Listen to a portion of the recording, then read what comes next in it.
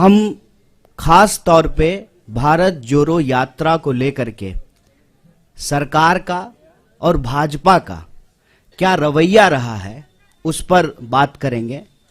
मैं सबसे पहले आपको ये कहना चाहता हूं कि आप सब लोगों ने देखा है शुरू से ही, जब से इस यात्रा का अनाउंसमेंट हुआ है, जब से इस यात्रा की घोषणा हुई है, खास करके भाजपा ने इस यात्रा पर चौतरफा हमला करना शुरू कर दिया।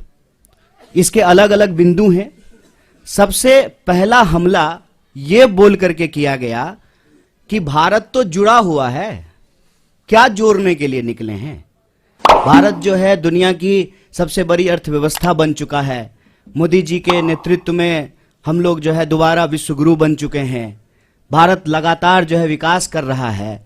तो ऐसी कौन सी जरूरत आन पड़ी है कि आपको भारत जोड़ने की जरूरत है।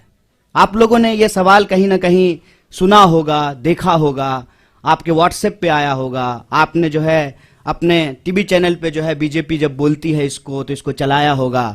और चर्चाओं में भी भाजपा के लोग बार बार ये बोलना शुरू किए कि भारत तो जुड़ा हुआ है, तो क्या जोड़ने के लिए निकले हैं, इसकी जरूरत क्या है।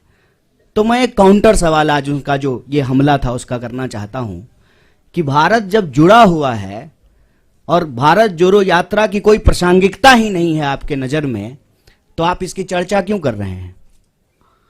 हेल्थ मिनिस्टर इतना इंपॉर्टेंट पोस्ट होता है, उनको क्या जरूरत है इंक बर्बाद करने की, पेपर बर्बाद करने की, भारत जोड़ो यात्रा को लेकर के लेटर लिखने की। जिसकी जरूरत ही नहीं है उनके नजर में, उसकी चर्चा वो क्यों कर रहे हैं। पहला प्रश्न उनसे पूछा जाना चाहिए। हम ये समझते हैं कि देश जुड़ा हुआ है जमीनी तौर पर, भौगोलिक तौर पर, देश जुड़ा रहे भावनात्मक तौर पर भी, क्योंकि देश हमेशा देश के लोगों से बनता है। लोगों को हटा करके कोई देश नहीं होता है। देश के लिए लोग भी जरूरी होते हैं, जमीन भी जरूरी होती है, और देश की संप्रभुता, उसकी आजादी भी जरूरी होती है। हमारे पास संप्रभुता है और उसी संप्रभुता के आधार पर जो है हम अपनी सीमाओं को लेकर के, सुरक्षा को लेकर के सरकार से सवाल पूछते हैं कि हमारी संप्रभुता अक्षुण्ण रहे। देश हमारा जमीन से जुड़ा हुआ है, लेकिन देश के लोग भी जुड़े रहे ना। जब इस देश के लोगों को उनके पहचान के आधार पर बांटा जाता है, उनके अंदर भेदभाव पैदा किया जाता है, एक के खिलाफ जब दूसरे को खड़ा किया जाता है, तो देशवासियों को आपस में तोड़ने की कोशिश की जाती है। और देश अगर भावनात्मक रूप से नहीं जुड़ा रहेगा तो आप जमीन से भी बहुत देर तक जोड़ के नहीं रख पाएंगे। इसीलिए देशवासियों को आपस में जोड़ना जरूरी है। और पहले दिन से हमने कहा कि यह यात्रा दिलों को जोड़ने की यात्रा है। हम चाहते हैं कि देश में मोहब्बत हो। यह जो नफरत की बयार लगातार बह रही है, इस नफरत को हराया जाए, क्योंकि अगर नफरत का माहौल रहेगा तो देश के भीतर जो बुनियादी सवाल हैं, रोजी रोटी, कपड़ा, मकान, शिक्षा, स्वास्थ्य, सड़क, बिजली, पानी, ये मुद्दे गायब हो जाएंगे राजनीति के विमर्श से। हमारी मंशा बिल्कुल साफ थी। तो जो लोग ये पूछ रहे थे उनको ये समझना था, ये सवाल खुद से पूछना था कि क्या जब इस देश में भर्ती घोटाला होता है, भर्तियां नहीं होती हैं, जब किसी इंसान के साथ सरेआम मारपीट होती है, महिलाओं के साथ बलात्कार होता है, तो आपकी भावना नहीं टूटती है, नौजवानों के सपने नहीं टूटते हैं। उसी भावनाओं को जोड़ने के लिए, उसी सपने को जोड़ने के लिए यात्रा है। तो पहला हमला उन्होंने ये किया कि भारत जोड़ो यात्रा की जरूरत क्या है। दूसरा हमला जब यात्रा शुरू हुई तब उन्होंने दूसरा हमला किया, और ये बड़े शर्म की बात है और बड़ी सोचने की बात है। हमारे बीच में भी मेंबर ऑफ पार्लियामेंट बैठे हुए हैं, इलेक्टेड रिप्रेजेंटेटिव्स हैं। इलेक्टेड रिप्रेजेंटेटिव की एक जिम्मेवारी होती है कि वो जब भी बोलें तो सोच समझ करके बोलें, ताकि हम भी उनको फॉलो करें, हम भी उनसे सीखें। और मैं तो कहता हूं कि आज अगर नेताओं की बात पे भरोसा करके कोई स्टूडेंट उसको सच मान ले और परीक्षा में वही लिख दे तो वो फेल हो जाएगा, क्योंकि वो इतना झूठ बोलते हैं, इतना गलत बोलते हैं।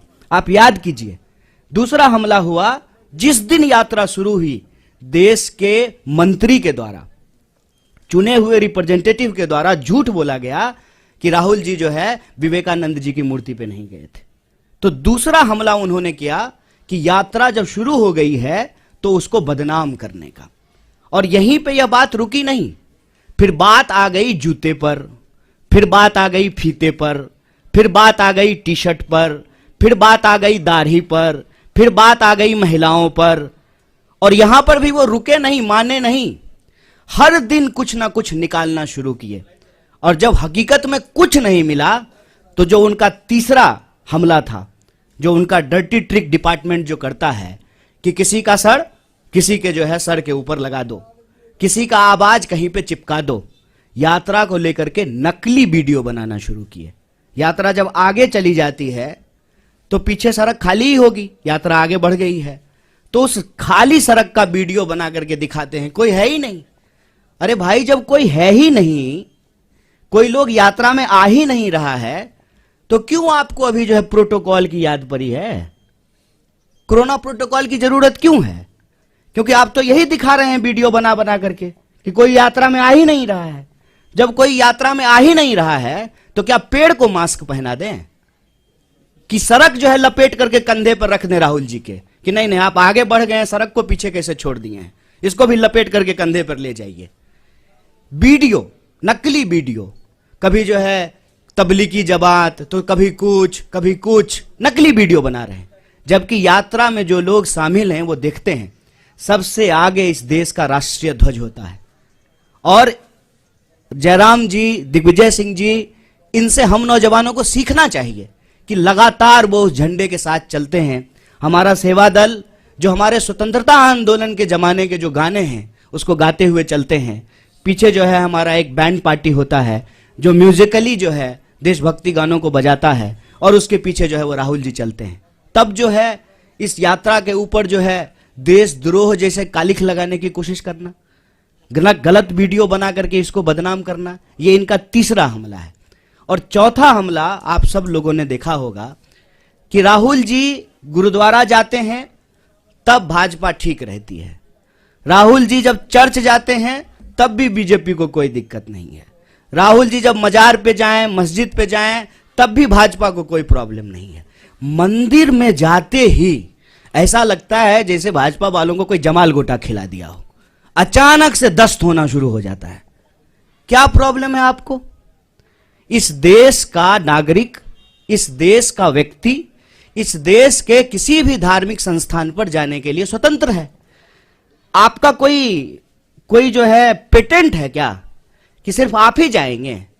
और नियम, कायदे, कानून, ओम का चादर सीधा है, ओम का चादर उल्टा है, और ये वो लोग बोल रहे हैं जो गुफा में चश्मा लगा करके ध्यान करते हैं।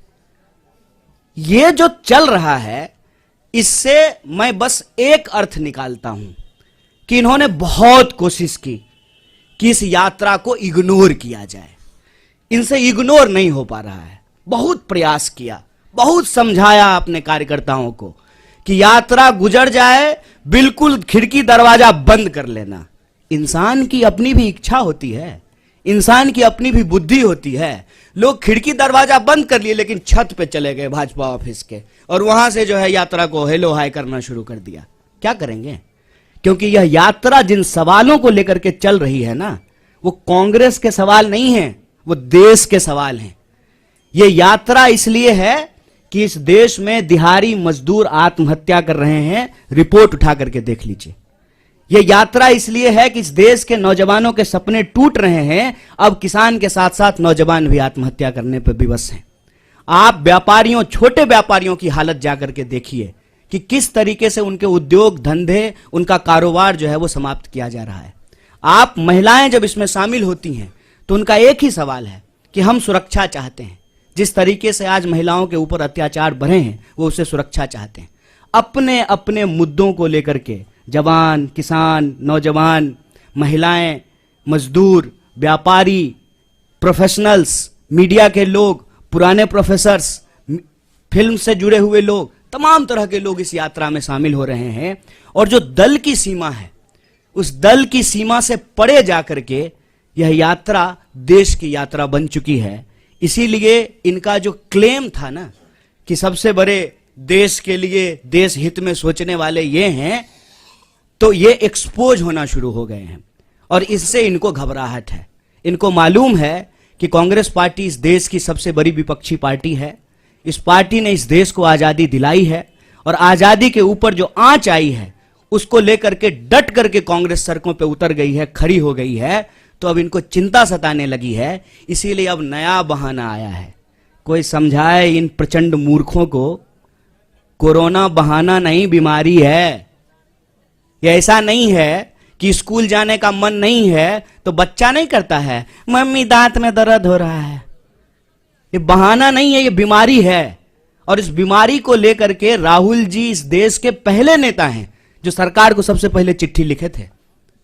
और ये वो लोग सवाल पूछ रहे हैं। मुझे तो कभी लगता है कि कुछ स्पेशल रिलेशन है बीजेपी का कोरोना से। उसकी रैली में नहीं जाता है, दूसरी की रैली में चला जाता है। और डे नाइट का सेंस कितना है कोरोना को, दिन में हो जाता है, रात में नहीं होता है। आप लोगों ने देखा ना, पार्लियामेंट में कोरोना था, मास्क लगाए हुए थे। शादी में जाते जाते कोरोना चला गया, छुट्टी पे चला जाता है, आराम करता है। ये मजाक बना दिए हैं। हम बार बार कह रहे हैं, शुरू से लेकर के आज तक कोरोना को लेकर के हमारी पार्टी गंभीर है। और जो साइंटिफिक प्रोटोकॉल होगा वो सबके लिए होगा। ऐसा तो नहीं है कि बीजेपी के लिए नहीं होगा और कांग्रेस के लिए होगा। ऐसा तो नहीं है कि दूसरे आयोजन होंगे, ये आयोजन नहीं होगा, वो सबके लिए होगा। तो उस पे जो है हम उसको फॉलो करेंगे, जैसे पहले फॉलो किया था। और सरकार को भी बताएंगे जहां सरकार गलती करेगी। और जनता के सवाल को लेकर के जो ये यात्रा है, रोजी रोटी, कपड़ा, मकान, शिक्षा, स्वास्थ्य, सड़क, बिजली, पानी के जो सवाल हैं, ये यात्रा भी चलेगी। इनको जितना दम लगाना है लगा लें। ये इग्नोर करके देख लिए, बदनाम करके देख लिए, मंदिर क्यों जाते हैं, मस्जिद क्यों जाते हैं, टी शर्ट कौन सा पहन लिया है, ओम का चादर सीधा है कि उल्टा है, इन्होंने सब कुछ कर लिया। लेकिन यात्रा देखते देखते, हेलीकॉप्टर से नहीं, ट्रेन से भी नहीं, पैदल चल करके, पांव से यात्रा कन्याकुमारी से दिल्ली पहुंच गई। और दिल्ली जब पहुंच गई है ना, तो दिल्ली की तख्त जो है इनको हिलती हुई नजर आ रही है। तो एक बार और रिमाइंड करा देते हैं उनको, जो पहले भी कहते थे, इस यात्रा का उद्देश्य इलेक्शन नहीं, इमोशन है। आप इमोशन साफ रखिए। इस यात्रा से आपको कोई थ्रेट नहीं होगा, क्योंकि हम इस यात्रा के माध्यम से भीड़ नहीं जुटाना चाहते हैं। हम चाहते हैं कि इस देश के नागरिक अपने सवालों को लेकर के, नागरिक, भीड़ नहीं, अपने सवालों को लेकर के इस यात्रा में शामिल हो। और यह यात्रा जिस तरह से कन्याकुमारी से चली है, यह यात्रा कश्मीर तक जाएगी, यही हम लोगों को उम्मीद है। और आप लोग सब अपने तरीके से इस यात्रा में शामिल हो रहे हैं, जुड़ रहे हैं। एक बार फिर से आपको बहुत बहुत धन्यवाद।